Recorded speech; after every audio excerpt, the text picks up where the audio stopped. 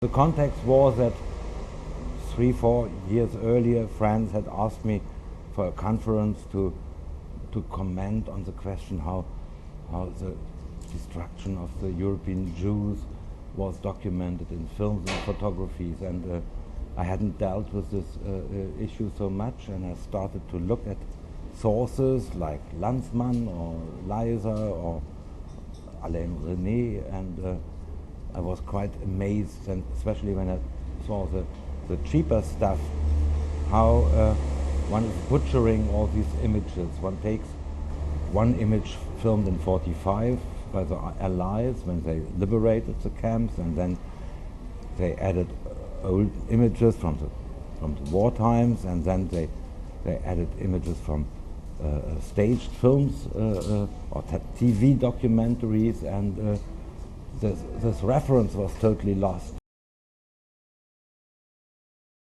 The main issue was that you presented the victims in a way that humiliated them a second time. So perhaps you have seen these terrible images from Bergen-Belsen when the British come to see it, and they find thousands of dead bodies, and they take a bulldozer and shovel them into a huge grave. And to show these images again, this is really a loss of dignity for the victims also. So then I realized that there was this one very amazing scene of a deportation where you see all these people packing and embarking a train which leads them to Auschwitz and partially to Bergen-Belsen.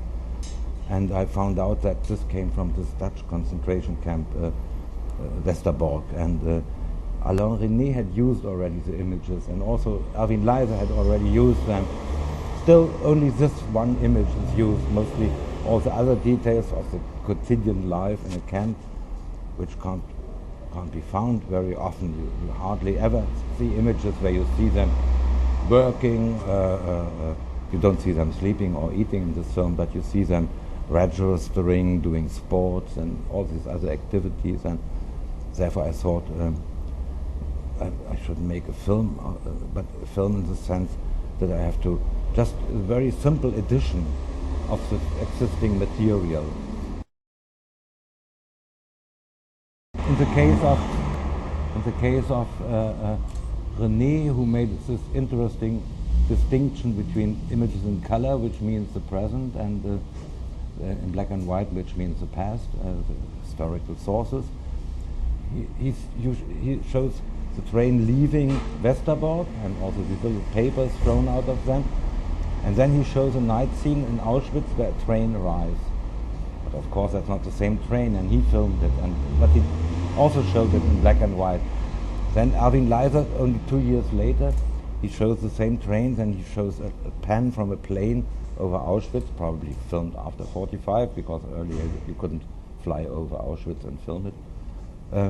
There was no reason to do it. And then he shows the arrival of the train, but everybody must believe now we are in Auschwitz and the train is arriving, but that's also arriving in Westerbork. So you sense this urge that filmmakers always must prove everything with existing images, otherwise they think it's not real or so. Even if there are no images, they try to create a montage in which it looks plausible.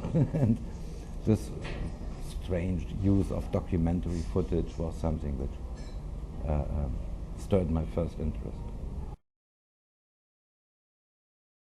To work with repetition, beyond all explanations, aesthetically I like it already, and in this case it offered itself to do it this way, because you can't understand anything in the first reading. You must first become aware of the circumstances, who has filmed it, with which intention, and then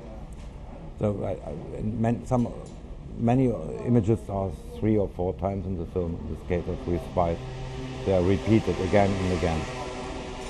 So yeah, that's something which interests me a lot, and it's always difficult to find a legitimation for it. You can't just do it because you want.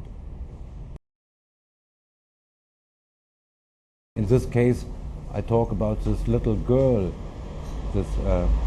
One always thought it would be a Jewish girl. Later, one found out only recently, some years ago, that she was one of the few gypsies who also were deported via Westerbork to Auschwitz and all killed.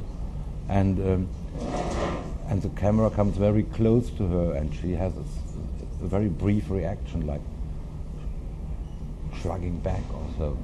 And then the cameraman, that's also a speculation also, he somehow realized that if he comes too close with his camera, the people have this feeling, what does he want to read in our faces? There must be something threatening, and therefore he gives his strategy up, and from then on, he keeps this distance to all the scenes. She's the only person which you can see in a close-up on this ramp. So this is a simple social reading also, but it has to do with the politics of the view. The idea is more or less to say we have to restart, we have to look at the images, we don't have to edit them, we should just keep them in the order and try to read what do they mean, how can we realign their existence to our knowledge about the times, which traces can we read in them, which social details can be found by watching them closely. So this very simple approach, how could we restart, that is the issue.